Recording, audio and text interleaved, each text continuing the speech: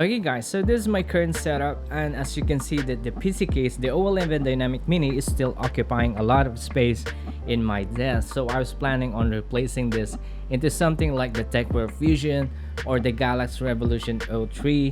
I'm not still sure because I'm very much limited on the components that I have, because I still have the MATX motherboard wherein, that's still large, so we cannot do nothing about that. So I was also planning on buying speakers here, because as of the moment I still have these headphones as for my main audio.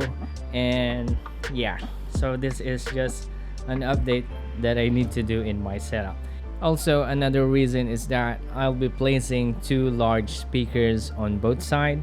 Yes, and as I've mentioned, I'm only using that headphone as my main audio, and I'm also planning to replace the monitor into an ultra wide. So let's see how will this will go, but I'm just letting you know. And if you got any suggestions, I'm still open before I change anything in this setup. Anyway, that's it for today guys. Thanks for watching.